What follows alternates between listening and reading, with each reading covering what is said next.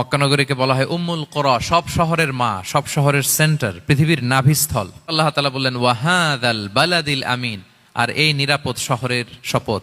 এই শহর দ্বারা মক্কা শহর উদ্দেশ্য, কারণ রাসূল সাল্লাল্লাহু আলাইহি ওয়াসাল্লাম তখন মক্কায় ছিলেন, মক্কা নগরী। এই শহরের পূর্ব নাম ছিল বাক্কা, এবং আল্লাহ তাআলা বলেছেন মান দাখালাহু কানা আমিনা, এখানে যে প্রবেশ করবে সে নিরাপদ। হেরেমের মধ্যে কিন্তু কাউকে আক্রমণ করা যায় না, কোনো খুনিও যদি ঢুকে যায় অ্যাটাক করা যাবে। তো জাহেলি যুগে এমনটা ঘটতো, কারোর সাথে কারো শত্রুতা হলে, ধরেন যে একজন তার বাবাকে হত্যা করেছে, তো সে তাকে পেয়েছে, ওই লোক বাঁচার জন্য দৌড়াতে দৌড়াতে হেরেমের ভিতরে ঢুকে যেত, কারণ সে জানে যে হেরেমে ঢুকলে সে আমাকে মারবে না। তো পরে সে যখন হেরেম থেকে বেরোতো, আবার তার সাথে যুদ্ধ শুরু হতো। এবং এই শহরের এত মর্যাদার কারণ হচ্ছে সাইয়েদনা ইব্রাহিম আলাইহিস সালাম, তিনি আল্লাহর কাছে দোয়া করেছিলেন যে রব্বি জাআল হাযা বালাদান আমিনা, হে আল্লাহ আপনি এই শহরকে নিরাপদ করেন।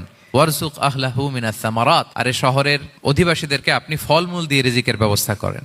এখনো দেখবেন যে সারা পৃথিবীতে যেই ফল নাই, মক্কাতে ওই ফল আছে। সারা পৃথিবী থেকে ফল ওখানে যায়, এবং মক্কার নেইবরিং সিটি তায়েফ, সেখানে অনেক ফল উৎপাদিত হয়, এখানে আসে। নিরাপদ শহর বালাদান আমিনা। এবং আল্লাহর হাবিব সাল্লাল্লাহু আলাইহি ওয়াসাল্লাম বলেছেন যে এই মক্কা শহর আমার সবচাইতে প্রিয় শহর। বাধ্য হয়ে তিনি যখন হিজরত করলেন মদিনায়, সেদিন বারবার তিনি মক্কার দিকে পেছনে ফিরে ফিরে তাকান, আর কেঁদে কেঁদে তিনি বলতেছিলেন যে মাক্কাতু আহাব্বুল বিলাদ ইলাইয়া, মক্কা আমার কাছে সবচেয়ে প্রিয় নগরী। লাউলা উখরিজতু লামা খারাজতু, আমাকে যদি জোর করে বের করে দেয়া না হতো, আমি কোনোদিন মক্কা ছেড়ে অন্য কোথাও যেতাম না।